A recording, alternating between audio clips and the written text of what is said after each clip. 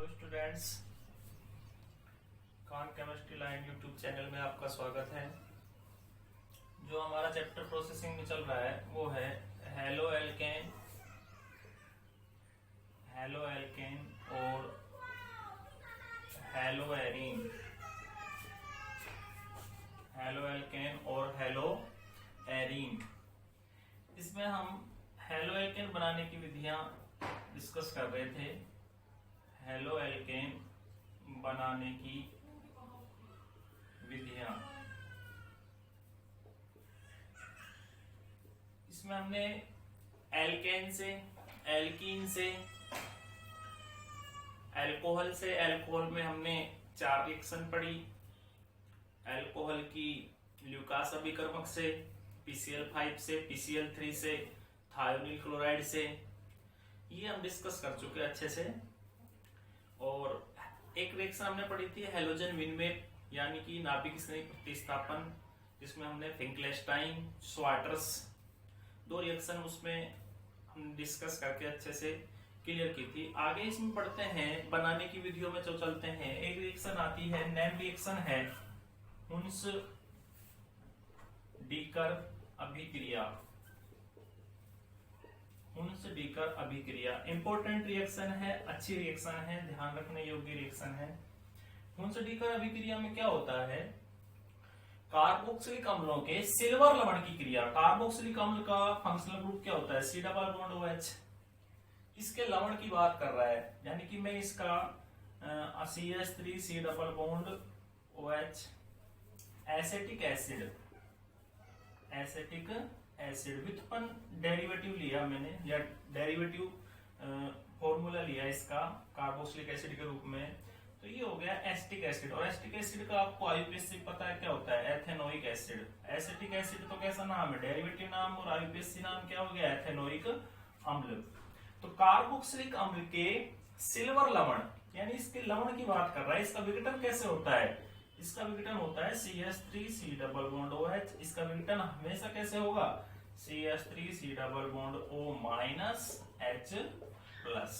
ये कहलाता है एसीटेट आयन, एसीटेट आयन। ठीक है। अब वो कह रहा है कि कार्बोक्सिलिक अम्लों के सिल्वर लवण, सिल्वर लवण का मतलब क्या हो गया, इसको साल्ट बनाना है तो प्लस माइनस नेगेटिव दोनों चार्ज के रूप में अपन ये कंपाउंड बनाना होगा। तो सिल्वर लवण में तो धातु क्या जोड़नी पड़ेगी, सिल्वर या चांदी। तो क्या हो जाएगा, CH3 C double bond OH।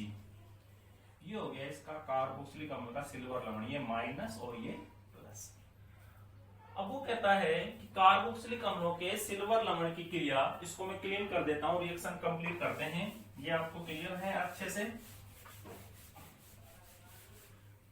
Carboxylic अम्ल के सिल्वर लवण की क्रिया, CH3 C double bond OH की क्रिया ब्रोमीन अणु के साथ, ब्रोमीन अणु के साथ CCl4 पायरीन, CCl4 की प्रेरक की उपस्थिति में कराई जाती है। तो हमेशा CH3Br एल्किल ब्रोमाइड या Maithil bromide plus AgBr silver bromide और CO2 गैस का क्या होता है, निष्कासन। ये हेलो एल्केन निर्मित हो गया, एल्किल हैलाइड निर्मित हो गया। तो ये जो हुन्स डीकर अभिक्रिया थी, इसमें सबसे जो मजेदार बात यह है, इसको ध्यान रखना है कि जो यहां पर देखिए एसिटिक एसिड में देखिए कार्बन कितने हैं, 2 एटम है। कार्बन के कितने एटम है, 2। लेकिन जब प्रोडक्ट बन रहा है तो कार्बन कितना बच रहा है, यहाँ पर 1। कार्बन कितना बच रहा है, 1। तो इसका मतलब यहां तो कार्बन परमाणु संख्या 2 थी। अभिकारक में यानी कि रिएक्टेंट की बात करें, और प्रोडक्ट में कार्बन परमाणु की संख्या 1 है। तो उत्पाद की बात करें तो यहाँ पर कार्बन परमाणु संख्या 2 है, ध्यान देना, जो मैं यहाँ पर क्लिक कर रहा हूं। और यहाँ पर उत्पाद में कार्बन परमाणु संख्या कितनी है, 1। एक कार्बन है वो CO2 गैस के रूप में रिमूव हो रहा है। तो इसका मतलब क्या हुआ, उच्च कार्बनों से निम्न कार्बन उत्पाद की प्राप्ति हो रही है, यानी कार्बन की क्या हो रही है, कमी। रिएक्टेंट से प्रोडक्ट में कार्बन की क्या हो रही है, कमी। तो इसको कहा जाता है, ये मजेदार बात है, ध्यान रखना, कार्बन निम्नीकरण विधि। निम्नीकरण विधि, ठीक है, कार्बन डेफिशिएंट मेथड, ये कहलाती है कार्बन निम्नीकरण विधि। तो ये रिएक्शन थी हुंसडीकर। ठीक है, ये चीज क्लियर हो गई। कार्बोक्सिलिक अम्लों के सिल्वर लवण की क्रिया ब्रोमीन जल के साथ कराई जाती है। तो दो ब्रोमीन के मॉलिक्यूल्स जो है, ब्रोमीन का मॉलिक्यूल्स है, उसमें एक ब्रोमीन ये हो गया, एक ब्रोमीन HBr ग्रुप में बाहर हो गया, CO2 गैस क्या हो गई, रिमूव हो गई, और प्रोडक्ट क्या बन गया, एल्किल हैलाइड। ठीक है, आगे नेक्स्ट जब बढ़ते हैं इसमें, तो हुंसडीकर आपको अच्छे से समझ में आ गई है। आगे इसको मैं इसको क्लीन कर देता हूं।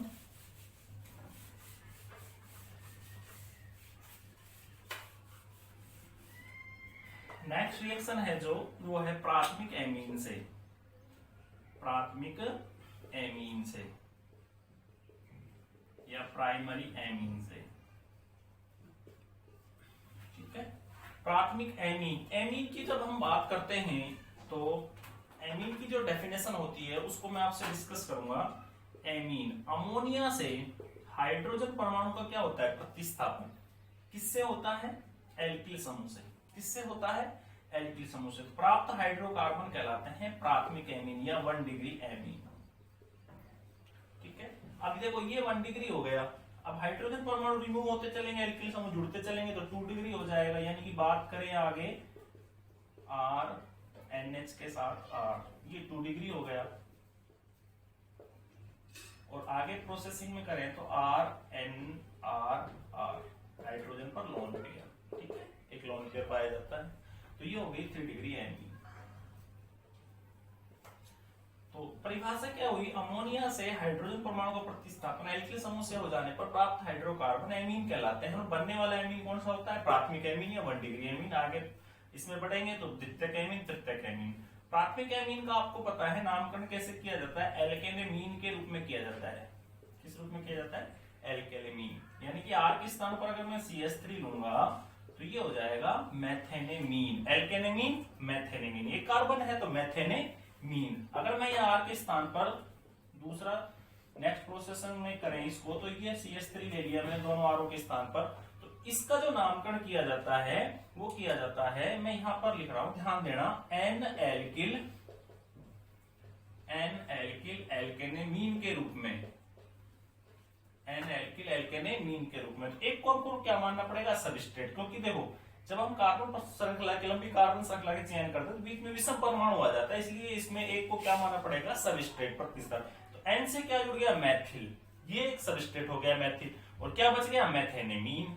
ठीक है, तो ये आपका हो गया एन एल्किल एल्केनेमीन, द्वितीयक एमीन को। तृतीयक एमीन का करेंगे, इसी में कर देता हूं मैं, ये हो जाएगा एन एन, यहां पर लग जाएगा एक वर्ड डाई एल्किल एल्केनेमीन, ये तृतीयक एमीन का हो जाएगा। क्योंकि देखो अगर यहाँ पर अब हम R के स्थान पर CH3 रखें, N के साथ CH3 रख दिया और N के साथ CH3 रख दिया, तो उस स्थिति में देखो यहाँ पर अगर अपन लंबी कार्बन श्रृंखला का चयन करें तो वो स्थिति हो जाएगी, बीच में कैसा परमाणु आ रहा है, विषम परमाणु, कहीं से भी कोई एक ही कार्बन की श्रृंखला बन पा रही है। इसलिए इसमें हमको तृतीयक एमीन में दो को सबस्ट्रेट मानना पड़ेगा, चाहे इसको मान ले चाहे इसको मान ले।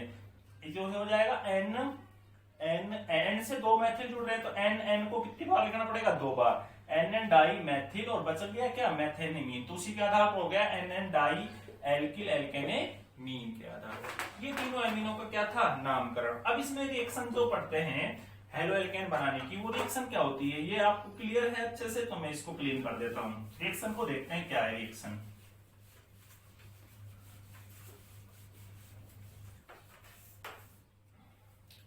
रिएक्शन ये है प्राथमिक एमीन, इसको मैं ओपन करके लिख देता हूं, RN के साथ H। प्राथमिक एमीन को टिल्डेन अभिकर्मक का फॉर्मूला ये होता है NOCl, मैं इसको यहां पे लिख देता हूं जोड़कर, NOCl, नाइट्रोसिल क्लोराइड, टिल्डेन अभिकर्मक। जब नाइट्रोसिल क्लोराइड के साथ इसको कहते हैं टिल्डेन रीजेंट, ये इंपॉर्टेंट है, ध्यान रखना, टिल्डेन रीजेंट। जब नाइट्रोसिल क्लोराइड के साथ प्राथमिक एमीन को गर्म किया जाता है तो N2 गैस रिमूव होती है, साथ में H2O का निष्कासन होता है, तो बच गया क्या, RCl। तो प्रोडक्ट क्या बना, RCl, प्लस में कौन सी गैस रिमूव हुई, N2, और साथ में क्या निकला, H2O, वाष्प के रूप में H2O भी उड़ जाता है। तो प्रोडक्ट क्या बन गया अपना, एल्काइल क्लोराइड। ठीक है, ये थी सारी कंप्लीट हेलो एल्केन बनाने की विधियां जो मैंने आपको पूर्णतः संपन्न करा दी है सारी कंप्लीट रूप से और अच्छे से आपको क्लियर हो गई होंगी। आगे इसमें पढ़ते हैं हेलो एल्केनों के भौतिक गुण। हेलो एल्केनों के भौतिक गुण के बारे में चर्चा करते हैं, देखते हैं क्या क्या होते हैं। हेलो एल्केनों के भौतिक गुण, physical properties of halo alkane. पहला होता है रंग एवं गंध। रंग एवं गंध, रंग एवं गंध में क्या होता है, हेलो एल्केन सभी यौगिक रंगहीन होते हैं और गंधहीन होते हैं, यानी कि उनके अंदर कोई कलर उपस्थित नहीं होता, उनके अंदर कोई विशेष गंध नहीं होती और रंगहीन गंधहीन होते हैं। लेकिन जो एल्किल ब्रोमाइड है और एल्किल आयोडाइड है वो प्रकाश की उपस्थिति में पीले रंग के दिखाई देते हैं। ये ध्यान रखने वाली बात, पीले रंग के, येलो कलर के दिखाई देते हैं। वो क्यों दिखाई देते हैं, क्योंकि उनके बीच में जो RI है, इनके बीच में बॉन्ड विखंडन आसानी के साथ हो जाता है। रासायनिक साथ होने पर आयोडीन के पास क्या होता है, अल्काइल इलेक्ट्रॉन जो प्रकाश की उपस्थिति को ऊर्जा का क्या कर लेता है, अवशोषण, और निम्न ऊर्जा स्तर से इलेक्ट्रॉन जब उच्च स्तर में जाता है तो उसकी अस्थायी अवस्था मानी जाती है। जो प्रकाश ऊर्जा का अवशोषण करेगा उसी को अवशोषण करता है, इसलिए पीले रंग के दिखाई देते हैं। ठीक है, RBr और RI, ये तो हो गया रंग एवं गंध। दूसरी बात करते हैं MP एंड PP। ये इंपॉर्टेंट है, यहाँ से प्रश्न कई बार बच जाता है, इस पर ध्यान देना। ये क्लियर हो है आपको, इसको मैं क्लियर कर देता हूँ। MP और PP, melting point and boiling point, गलनांक और क्वथनांक। मेल्टिंग पॉइंट और बॉइलिंग पॉइंट क्या होता है कि वह ताप जिस पर कोई ठोस पदार्थ द्रवावस्था में परिवर्तित हो तो उसका गलनांक कहलाएगा, द्रवावस्था से वाष्प अवस्था में परिवर्तित हो उसका क्वथनांक कहलाएगा। तो बात ये आती है कि हेलो एल्केनों की प्रकृति कैसी होती है, पोलर नेचर होती है। हेलो एल्केनों की प्रकृति कैसी होती है, ध्रुवीय होती है। ध्रुवीय प्रकृति जब होती है तो उनके बीच में अट्रैक्शन होता है प्लस माइनस के बीच में, उसको तोड़ने के लिए क्या देनी पड़ती है, अतिरिक्त ऊर्जा, इसलिए हेलो एल्केनों के MP/PP के मान बढ़ जाते हैं। बात ये आती है कि जब हेलो एल्केनों में अणुभार बढ़ता है, माना एक तो लिखा N-ब्यूटेन CH3 CH2 CH2 ये तो हो गया N-ब्यूटेन। अगर आप N-ब्यूटिल क्लोराइड की बात करें, ये CH3 N-ब्यूटेन हो गया। अगर N-ब्यूटिल क्लोराइड की बात करें तो क्या करेंगे, CH2 के साथ Cl, तो ये हो गया N-ब्यूटिल क्लोराइड। ठीक है, एक बात करते हैं CH3 CH के साथ CH3 Cl, आइसोब्यूटिल क्लोराइड की बात करते हैं। किसकी बात करते हैं, आइसोब्यूटिल क्लोराइड। एक बात करते हैं तृतीयक ब्यूटिल क्लोराइड। NPBP के आधार पर मैं इस प्रश्न को आपको अच्छे से क्लियर करूंगा। आइसोब्यूटिल क्लोराइड एक हो गया, तृतीयक ब्यूटिल क्लोराइड ये 3 डिग्री कार्बन हो गया, उसके साथ Cl। फॉर्मूला वही है सबका, C4 है 1 2 3 4, हाइड्रोजन 2 4 6 3 9, सबके पास 9 हाइड्रोजन है, एक हेलोजन आइटम क्लोरीन है। अब ये कहता है कि हेलो एल्केनों की जो प्रवृत्ति होती है वो ध्रुवीय होती है, पोलर नेचर होती है। पोलर नेचर होगी तो उनके बीच में प्लस माइनस में अट्रैक्शन होगा, अट्रैक्शन को तोड़ने के लिए अतिरिक्त ऊर्जा की आवश्यकता होती है, इसलिए इनके MP/PP के मान क्या होंगे, ज्यादा होंगे।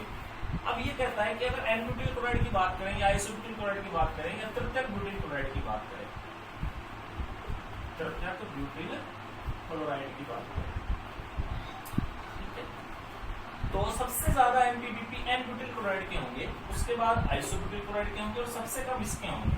क्यों होंगे, क्योंकि जैसे जैसे अणुभार बढ़ता है, या अणुभार तो लगभग सभी का समान है, लेकिन क्षेत्रफल की बात करें तो जैसे जैसे क्षेत्रफल बढ़ेगा क्षेत्रफल बढ़ेगा तो डेंसिटी बढ़ेगी, और डेंसिटी बढ़ेगी तो उस स्थिति में बंध को तोड़ने के लिए क्या देनी पड़ेगी, अतिरिक्त ऊर्जा। क्या देनी पड़ेगी, अतिरिक्त ऊर्जा, क्योंकि D बराबर क्या होता है, M/V होता है, यानी D बढ़ेगा तो इसके प्रोपोर्शनल M बढ़ेगा, D बढ़ेगा तो प्रोपोर्शनल क्या बढ़ेगा, M बढ़ेगा, क्योंकि जैसे जैसे क्षेत्रफल बढ़ेगा उस हिसाब से बंध को तोड़ने के लिए क्या देनी पड़ेगी, अतिरिक्त ऊर्जा। N-ब्यूटिल क्लोराइड का क्या हो गया, MP/PP ज्यादा हो गया, क्योंकि यहाँ पर श्रृंखला क्या हो गई, साकित हो गई, तो क्षेत्रफल क्या हो गया, कम। साकिब क्या हो गई, क्षेत्रफल क्या हो गया, कम। क्षेत्रफल जब कम हो गया तो थोड़ा अनुभार में थोड़ी बहुत क्या आएगी, कमी आएगी। उस हिसाब से यहाँ पर ब्रांच और ज्यादा बढ़ गई, शाखाएं और ज्यादा बढ़ गई, उस स्थिति में यहाँ पर डेंसिटी और ज्यादा कम हो गई। तो इसके कारण इसके एमपी और बीपी के मान इस तरह से, अगर अनुभार बढ़ता है तो साथ साथ में क्षेत्रफल भी बढ़ता है। तो क्षेत्रफल बढ़ने के कारण क्या हो जाता है, बंध को तोड़ने के लिए अतिरिक्त ऊर्जा की आवश्यकता हो जाती है। इसलिए जो एन ब्यूटिल क्लोराइड है उसका एमपीबीपी आइसोब्यूटिल क्लोराइड और तृतीय ब्यूटिल क्लोराइड की तुलना में ज्यादा पाया जाता है। ठीक है, आगे इसमें जब बढ़ते हैं तो ये हो गया एमपीबीपी के आधार पर। आगे इसमें जब हम बढ़ते हैं तो बात आती है, एक चीज हो रही है, अगर सामान्य रूप से कहेंगे भाई CH3F, CH3Br, Cl, CH3Br और CH3I। अगर आपसे कोई ये कहता है कि इनके एमपीबीपी का मान क्या होगा, तो सबसे ज्यादा इनको तो माना जाता है गैसीय, इसको माना जाता है गैसीय, इसको माना जाता है द्रव्यीय और इसको माना जाता है ठोस। क्योंकि आयोडीन ठोस क्यों होता है, क्योंकि अनुभार जिसका ज्यादा होगा, जिसका आकार ज्यादा होगा, साइज ज्यादा होगा, उसका अनुभार भी ज्यादा होगा, डेंसिटी ज्यादा होगी, इसलिए उसको क्या माना गया, ठोस। ये द्रव माना जाता है, ये गैस माना जाता है। तो गैसीय के बीच में जो गैस होते हैं उनमें क्या होता है, जो अवयवी कण होते हैं उनके बीच में आकर्षण बल न्यूनतम पाया जाता है, जबकि द्रव के बीच में गैस से थोड़ा सा अधिक पाया जाता है। जबकि ठोस में क्या होते हैं, अवयवी कण बिल्कुल प्रबल रूप से निकटतम संकुलित पाए जाते हैं। तो अगर इसके आधार पर कहे कि भाई इनमें सबसे ज्यादा एमपीबीपी किसका होगा, तो सबसे ज्यादा मेथिल आयोडाइड का, CH3Br मेथिल ब्रोमाइड का, फिर क्लोराइड का और फिर फ्लोराइड का। तो ये आपको अच्छे से क्लियर समझ में आ रहा होगा। आगे इसमें जब बढ़ते हैं तो आती है जल में विलेयता। जल में विलेयता, सोल्यूबिलिटी इन वाटर। ठीक है, जल में विलेयता, सोल्यूबिलिटी इन वाटर। तो जल में विलेयता क्या होता है, क्योंकि हेलो एल्केनो की पोलर नेचर हो गई तो अट्रैक्शन ज्यादा है, तो इसके बीच में क्या होता है कि जल के अणुओं के बीच ये हेलो एल्केन दो प्रकार के बॉन्ड बनते हैं जल में विलेयता के लिए। एक तो अंतराणु हाइड्रोजन बंध होता है जिसको बोलते हैं इंट्रा मोलिक्यूलर हाइड्रोजन बॉन्ड, एक होता है इंटर मोलिक्यूलर हाइड्रोजन बॉन्ड। इसको तो कहा जाता है अंतराणु का हाइड्रोजन बंध, और इसको कहा जाता है अंतः अणु हाइड्रोजन बंध। तो इनकी पोलर नेचर होने के कारण इसके जल के अणु के साथ ये दो बॉन्ड नहीं बन पाते हैं। अंतराणु हाइड्रोजन बंध ये आपको 11th क्लास में डिस्कस अच्छे से कर रखा है, समझा रखा है कि अंतराणु हाइड्रोजन बंध क्या होते हैं, जब दो अलग अलग यौगिकों के विद्युत धनी विद्युत परमाणु के बीच बनने वाली आंशिक बंधन स्थिति को अंतराणु को, और एक ही यौगिक में उपस्थित विद्युत धनी विद्युत परमाणु के बीच बनने वाली आंशिक बंधन स्थिति क्या कहा जाता है, अंतः अणु हाइड्रोजन बंध कहा जाता है। उस स्थिति में दोनों के बीच में ये चीजें उत्पन्न नहीं हो पाती हेलो एल्केनों में, इसलिए ये जल में कैसे होते हैं, अविलेय होते हैं। कैसे होते हैं, अविलेय। लेकिन कार्बनिक विलायक बेंजीन, अल्कोहल और ईथर में क्या पाए जाते हैं, ये विलेयशील पाए जाते हैं। ठीक है, तो ये हो गई जल में विलेयता। तो लगभग मैंने आपको हेलो एल्केनों के भौतिक गुण सारे क्लियर कर दिए हैं। आगे हम हेलो एल्केनों के रासायनिक गुण पढ़ेंगे जो नेक्स्ट वीडियो पढ़ेंगे। आज के लिए इतना ही, इसलिए Khan chemistry line YouTube channel को आप सब्सक्राइब करें, बेल आइकन को दबाएं, शेयर करें। आप लोगों को बहुत बहुत धन्यवाद।